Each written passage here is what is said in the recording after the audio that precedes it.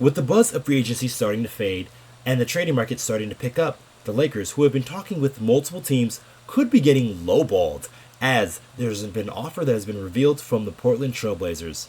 What's good, y'all, and welcome to another Lakers Digest video. I'm your host, Okechi Apakama, and before we get into everything we have for you for today's video, guys, I just want to remind you to subscribe to the channel if you haven't already to get those Laker updates. Now, with that out the way, let's hop straight into the topics we have for you today, as the Blazers want a haul from the Lakers. So, the Lakers, who have been talking with multiple teams here in order to get a deal done to shore up that roster, who have been also been talking to the Portland Trail Blazers for one Jerami Grant services. But it looks like the Blazers want a huge return, as the Blazers are looking for 2 first-round picks from the Lakers in exchange for Jerami Grant. Now, there was a heavy sports article that went into deeper detail, and this is what was said, as the Lakers, who have had talks about bringing in Grant per Sean Highkin of the Rose Garden Report, but they've so far had hangups on trade particulars, Buckley wrote. Namely, the tanking Trailblazers are trying to get both the Lakers' tradable first-round picks, 2029 and 2031, which the Lakers are understandably not willing to move. Slice the picks request in half and add a pinch of protection on the first and tack on a future second, though, and the Blazers should be in business. Now, granted, while that is a pretty solid idea for a team like the Lakers to rebuttal with that, it seems like the starting point for a guy like Jerami Grant is 2 first-round picks, and a guy like Rob Pelinka in the past, who has been noted saying that he wouldn't want to trade multiple first-round picks unless he's getting a surefire all-star back. Now, Jerami Grant, he's a very good role player, and he's a guy who can truly help this team, but is he worth all of those picks?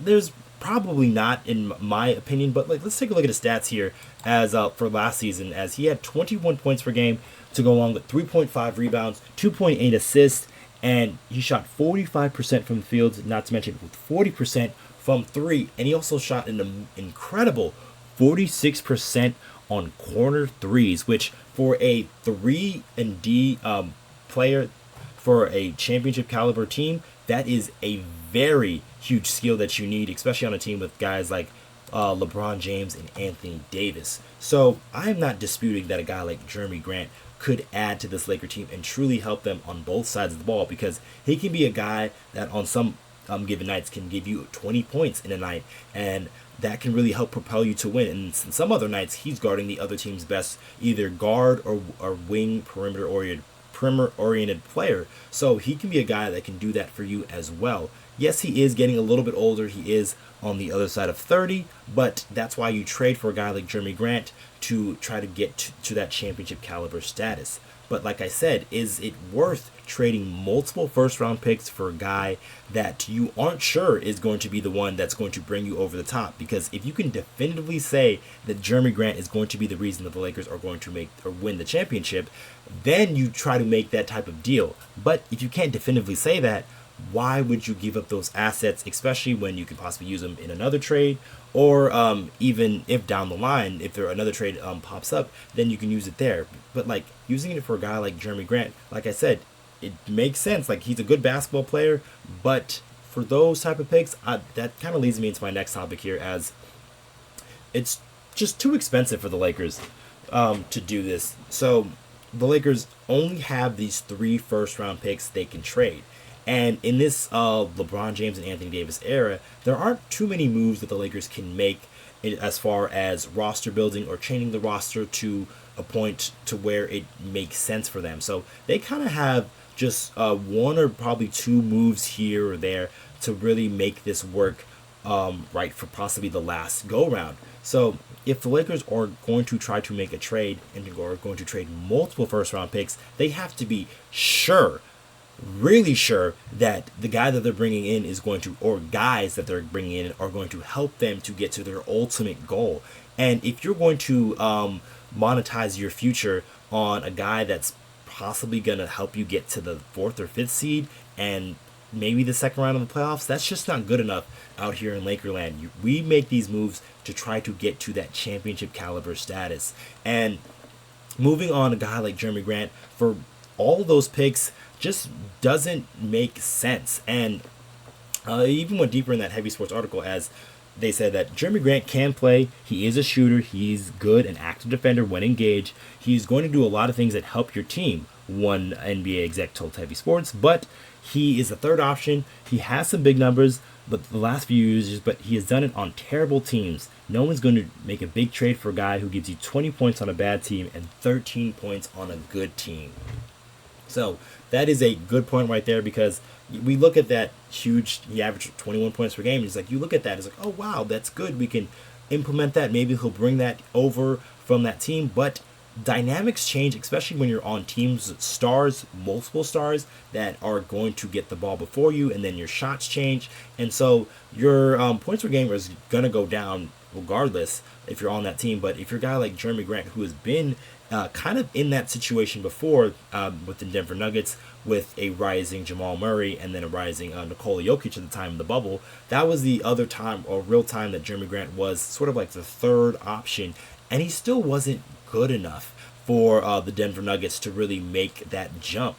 So for a team like the Lakers trying to make this type of trade and then do it while he's a little bit older, while yes, he is more of a solid player, he kind of is where he's going to be in his career. I don't think Jerami Grant is going to get too much better or really too much worse. And if you're trading, say, like a guy like Rui Hachimura, who still has some room to grow, then you're really sacrificing something in the hopes that this guy is going to be the one. And I am not sure that he is going to be the one. And I think also another big reason why not to trade for Jerami Grant, because if you trade for him, you are locking yourself in for him for multiple seasons. So let's look at his salary here. And Jerami Grant is getting paid $29 million next season, but then the following season it's going to be 32, and the year after that 34, and then he has a player option the following year for $36 million.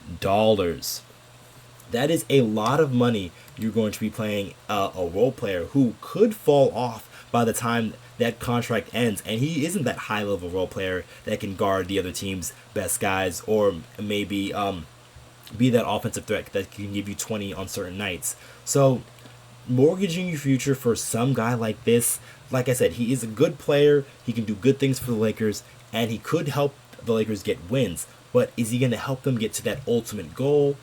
I don't believe so, because that is what we're playing for here in Lakerland. And if the Lakers aren't making those types of moves, I think it's better just to hold serve and try to work with what you got to try to make the most of it, because mortgaging your future does not make sense, especially when you have a 40-year-old LeBron James on your team.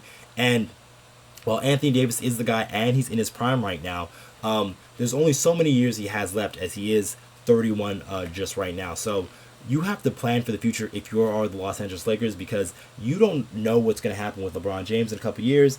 And then also, you got Anthony Davis right now, but who is sort of next up?